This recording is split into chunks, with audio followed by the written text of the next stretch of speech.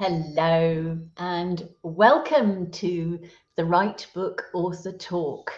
I'm delighted that you've joined us today. Today's guest is an author that I have known for many years and someone that I'm very proud to have worked with. Sarah Higgins has over 27 years of experience as an HR director and a professionally qualified leadership coach.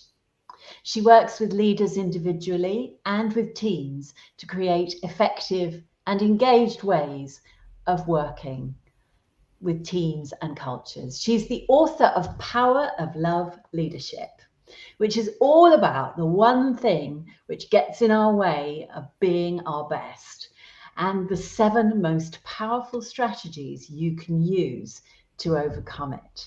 She is the founding member and vice chair of the LAMP charity business club, shining the light on mental health to build understanding and awareness of how to improve mental health at work through open-hearted and meaningful business collaboration. I'm also absolutely delighted to say that Sarah has just been awarded the Businesswoman of the Year award by the Niche Business Awards. So huge congratulations to you and very, very warm welcome, Sarah. Lovely to see you. Thank you. Thank you very much. And thank you for having me. It's fabulous to be here, Sue. Oh, it's great to see you. Sarah, I was just talking to somebody the other day about, books can take quite a while to bake, can they not? Yes, they can. And did you think about mine? Yeah, I did think about you. I thought about you and what a wonderful shining example of, no matter how long it takes to bake, it's okay, because hopefully the right book comes out at the end, because you and I first met over 10 years ago, 12 years ago, maybe, I don't know, but it was a long time ago. And we had a wonderful day together, didn't we? We worked on your book strategy together when I was still up living in Warwickshire. And it was just, we had a super time. It was just, I loved your concept. I loved what you were doing. And then tell me what happened next, Sarah. I don't know. It's a bit of a blur, to be honest. Well, you know what? The thing is, the will was there. The determination was there. I knew what I wanted to do. But I had a little bit of a sticky problem with just kind of writing, I think was the probably the best way of putting it. I think it was just the writing it. And, my book is about 7 strategies based upon love, but it's also about the opposite of that, which is fear. And fear is, what is our greatest motivator, but it's also the most significant thing that gets in our way of being at our best. And, even just I probably could write a book about the fear that I went through writing the book about fear. And that's kind of ironic, really. But it was just a lot of insecurity, probably imposter syndrome, doubt, worry, just lack of confidence, I think. So all that determination, I knew what I wanted to do, what I wanted to say, and how I wanted people to feel about what I knew would work for them, and share that message with the world. But that fear of just writing and, not feeling as if the words were justifying what I was feeling and my stories and my messages was quite overwhelming.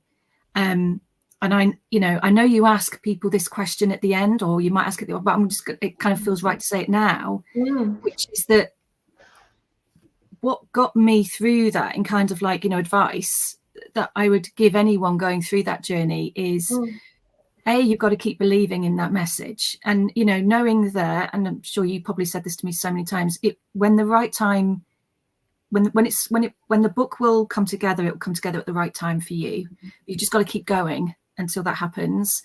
And I needed to find, I laugh now because I know you've said about the 5-year thing, and I laugh to people and I say, I think about 4 years of that was that technical writing term called faffing.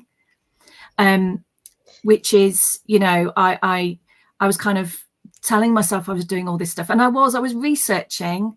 I was, you know, thinking about how to write. I was thinking about the structure. I was, you know, doing lots of things that kind of were helpful, I guess, but it wasn't actually the writing. And it was really, I suppose, in the final year before it got published, before I kind of sent you my final draft, that I had a really dedicated plan for my time. So that's the other thing I would say. So stay true to your belief, create a plan for your time. And I had to create time that actually felt good. And that sounds weird, but, you know, just saying I'm going to plan out, you know, 2 hours a week. I went through lots of iterations of learning from trial and error with that, because sometimes that time wasn't great. So I found, for example, my time was I went and just wrote in a bookshop with the biggest latte I could buy. And I just enjoyed the experience of having that me time and the writing time. So that was what I would recommend. And the third thing is to get some support and help. And, you know, your support and help was invaluable, Sue, in that process. And, you know, just to help me through kind of rationalizing that, give me feedback on my writing. I know you have book buddies, but they didn't exist then, did they? I didn't have that, but I've heard lots of people talking about your book buddy groups and they sound amazing. So yes, so it's keep true to your belief. Have a plan that works for you, and even if trial and error, you keep trying different ones, you'll find it. And B, get some help, and then see 5 years it goes, and here we are, and I have a book. Exactly. And I always remember you saying to me, actually, it's funny because these talks, I love it when I just meet authors and who I've loved working with, like yourself, and we end up just having good old chat, and it doesn't matter what order things go in. Like you say, you've just answered the question, but often I have, but who cares? Wonderful what you said there. But I also remember how lovely, you know, that you said to me at one point. I remember you said, do you know what, Sue? If I'd sat down and written this book 5 years ago, it wouldn't have been the right book.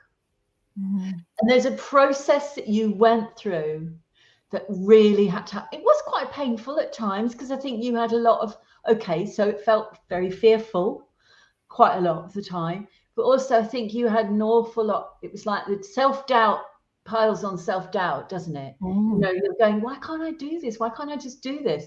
And I've seen this happen so many times with authors. And actually sometimes your process, what you were creating with this book, was so much more than a book. Yeah. You know what I mean? It was like you had this framework, you had this model, you had the core story, you had all the things that fed into this, but there was something about the process of developing it that needed to be done. And it just took a little time. And to sort of distill it in a way, and to create something that was a really, really brilliant book, and still is, and will go on being so, and has huge life and huge meaning for people, and for you and your business. It's tremendous. I'm so proud of you, because it was probably out of all the, you know, I mean, I've seen a lot of quite difficult labours, but that was a tough one, and you made it, and that's like, yes, you know, really worthwhile, really, really worthwhile. So let's just dig in a little bit to what's in here, and to what you do with your clients, and with the lovely people, the teams and the leaders that you work with. Tell us a little bit more about that. So fear is I loved what you just said there. Fear is our greatest motivation, but it's also the thing that stops us. And love is the thing that we can use to push us through. Tell me a bit more about that. So love's kind of like the antidote. That's how I sort of often describe it.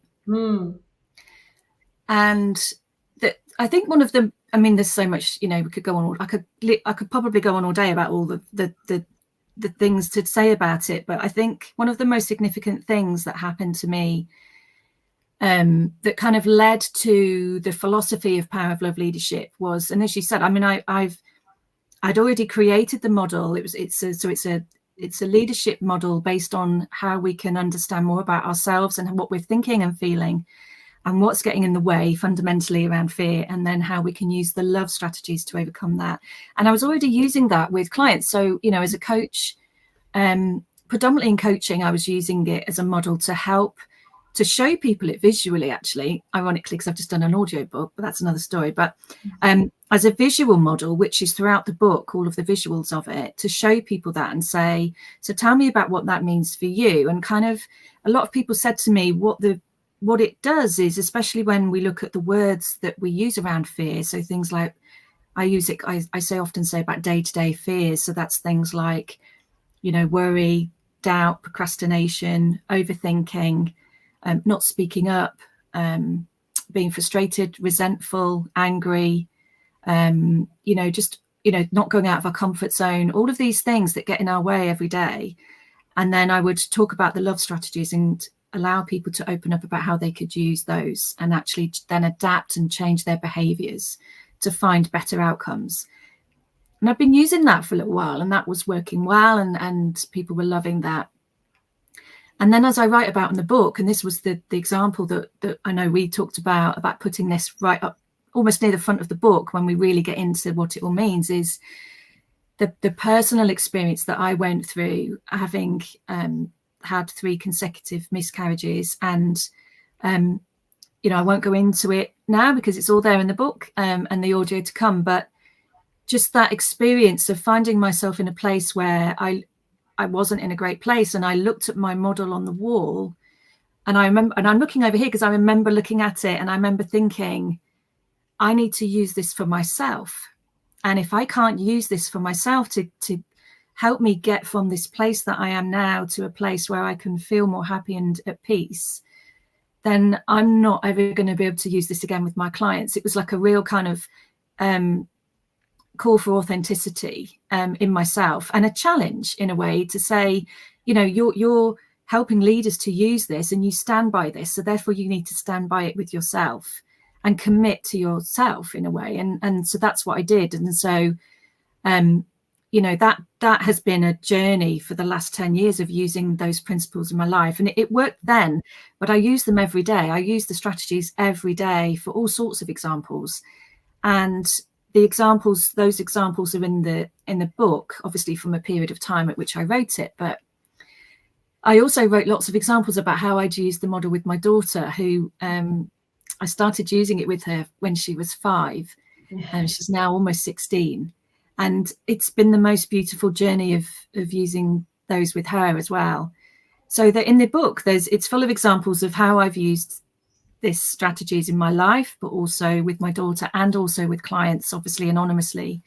The work I do in my coaching is confidential, but yeah, it's just been a most amazing journey. And that's a very powerful thing for me, is that, you know, when I work with people, and ever since the book has been published and I kind of bring it alive even more now, is that it's about also how I've interpreted those strategies. And, you know, I kind of live and breathe them.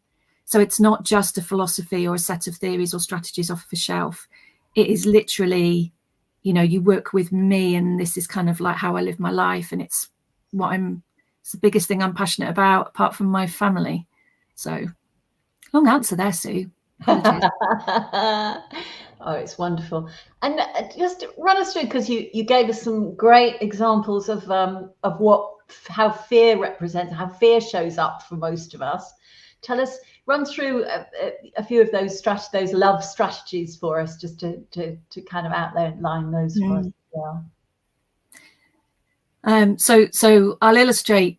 Just for example, so one of the things I've been doing since publishing the book is I've actually been bringing it alive through doing leadership training. So I mentioned I used to do the coaching with the model, and I still do that, but also how to help leaders to understand how to use these principles on a day-to-day basis. And so actually my 12-month program has kind of followed kind of the route of my book in a way. So it's almost like the book becomes almost like a workbook to kind of help you think through and remind you of these strategies.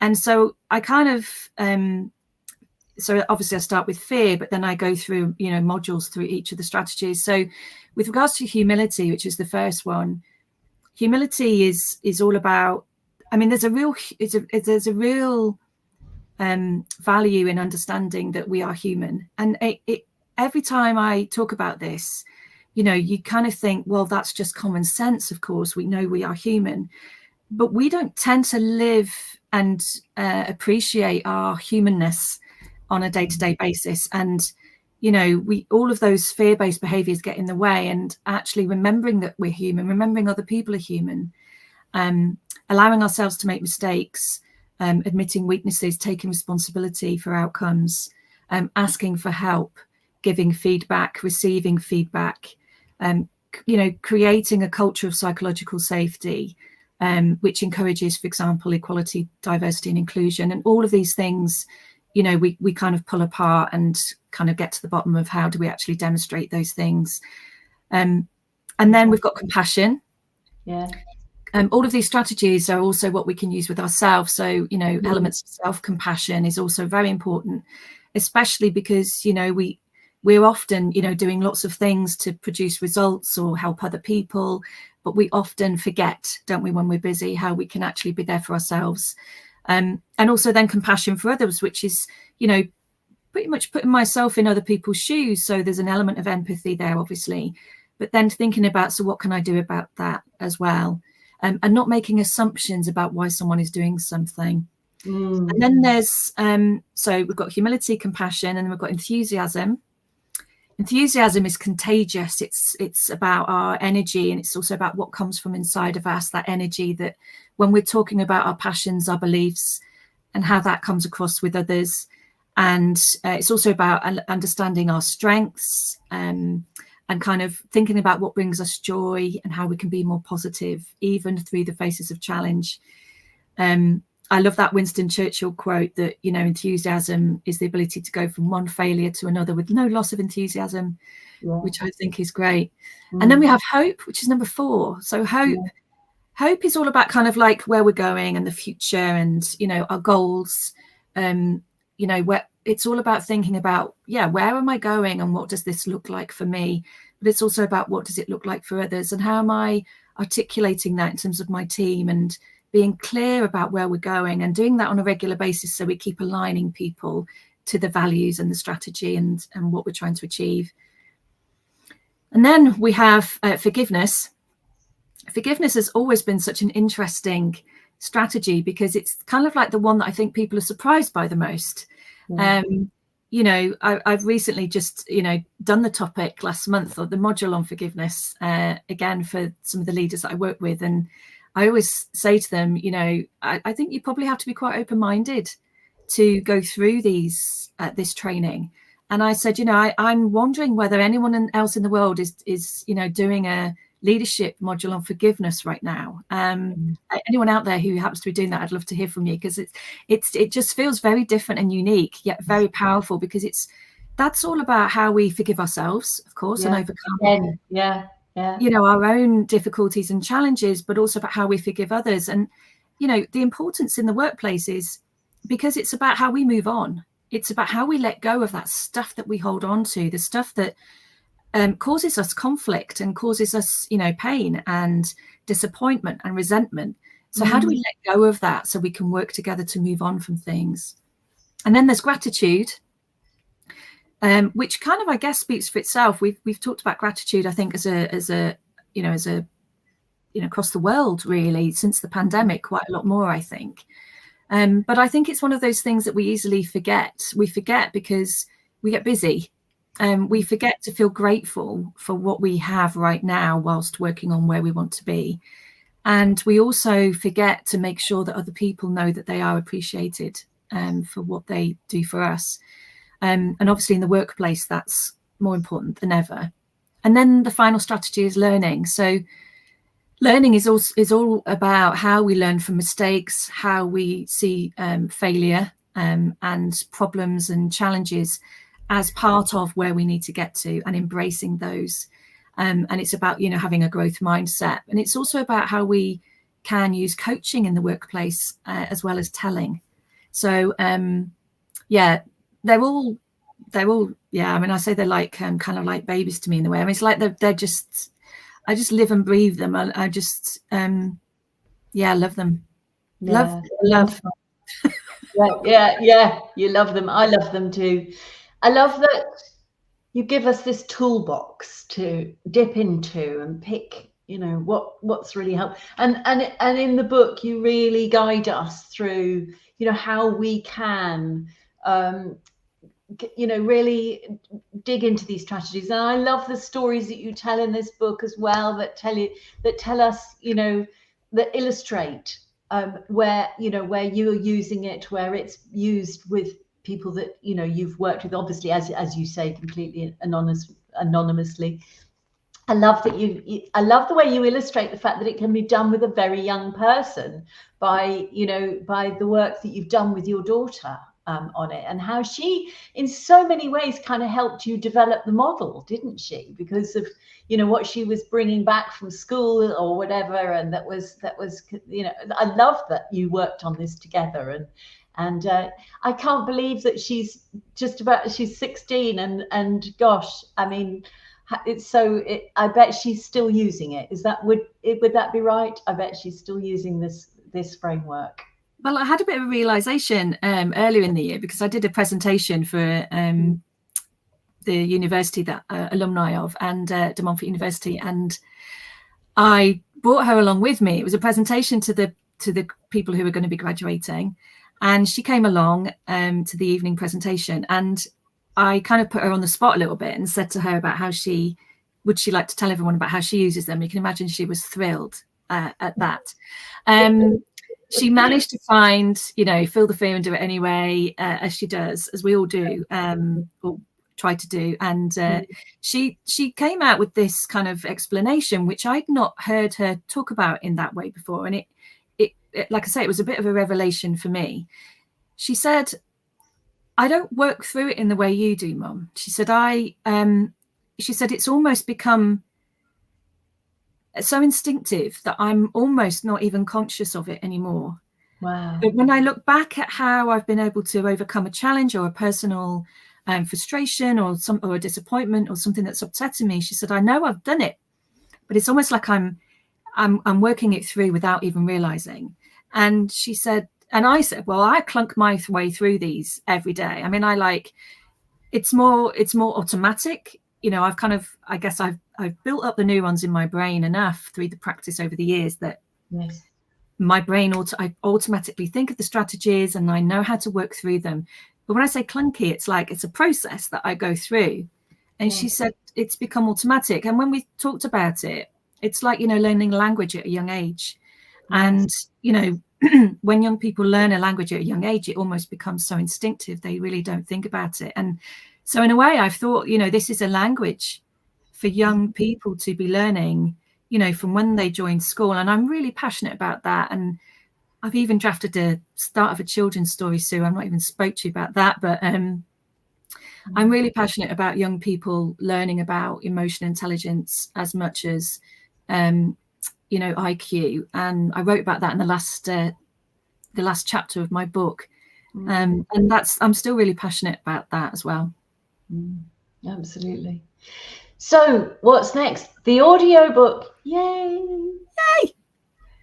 Yeah, I'm really excited about that. It's just going through that process for 4 days of reading my whole book. It's just, yes, okay, so I've developed it so much since then, and yes, I could have had 50 million more examples, and yes, yeah, all that.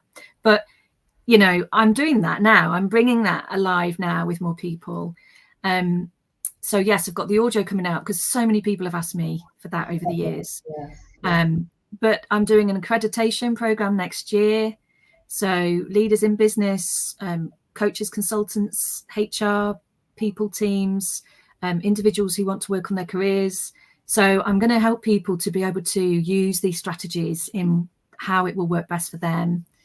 And also build a community, Sue. So that's, you know, another thing I'm really passionate about is, like you have done, you know, with the Right Book Company and the book buddies, is building a community where people can support each other and, you know, lots of people believe in using love in leadership, and they know that we need to be doing a lot more of that.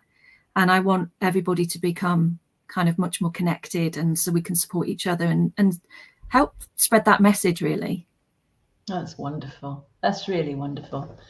And the book continued to, I mean, how do you find this book has kind of helped serve your mission, if you like, you know, apart from obviously it's, you know, it's, as we said earlier, there's been that element of, in a sense, kind of embedding it and distilling it and kind of really getting to the heart of it. But, you know, what else has this book done, would you say, for you? And, you know, how has it helped you get this work out there into the world? It's like it makes it official. It makes all the things that you believe in, that you know that you can do and support people with, it makes it like an official thing. You know, this is official. I can do this and I can help you with this. I mean, my intention of the book was to be able to, you know, enable people to actually take it and maybe even self-coach themselves. So there's that as well. But, you know, it literally does. It opens conversations, you know, it creates, it's a real conversation topic. Lots of people talk to me about, you know, oh, you know, the word love, ooh, not sure about that or whatever. And it's, and there's no right or wrong. It's just, you know, it's about engaging with people and helping people to see that, you know, this is real stuff. This is real stuff getting in the way of how we can be at our best as leaders and teams in organizations every day. And I know that these love strategies work. I've got evidence and you know, I'd say try it, you know, and see what happens. And, you know, you've got nothing to lose really and everything to gain. So the book is a way of helping people to go on that journey. And, you know, if I can then, with the work I do, bring that alive more for you, great. That's my purpose. Wonderful. Oh, Sarah, thank you so much for coming and sharing your purpose with us today. Thank you. It's been, as always, a pleasure to talk to you. Lovely. I adore working with you. I love the power of love leadership. I always have done, and I see the work that you do, and I think it's absolutely fabulous. So thank you for being part of the Right Book Company family of wonderful authors. If anyone out there wants to know more about the fabulous Sarah Higgins and her work, her book, of course, is The Power of Love Leadership, which is available to order from therightbookpress.com or Amazon or wherever you like to buy your books. And her audiobook is coming soon. Watch this space. It's fairly recently recorded, absolutely, Sarah, fairly recently recorded. So it'll probably be, you know, a little while, but not too much longer to wait. For those of you who've been badgering Sarah to come on and get her audiobook done, it's on its way. And if anybody else out there has been inspired to talk to us about their authorship journey, how they might take what their purpose and their mission in life is and turn that into a fabulous book that helps them deliver on that mission, on that purpose, please do come and join me for a discovery call. You can apply to do one of those on therightbookcompany.com/discovery. I'd be absolutely delighted to see you. And Sarah's website is weloveleadership.com if you want to talk to her more about the wonderful work that she does and how she could bring it in to work with your leadership team. So thank you, Sarah. Thank you so much for being here. Thank you for coming. Thank you for coming, everybody. And we look forward to seeing you at the next Right Author Talk. Sarah wants to say something more. I just want to say thank you to you, Sue, and all your team, and highly recommend you from the bottom of my heart. I think you're all fabulous. So thank you. You're a star. Thank you. Mwah. Bye. Bye.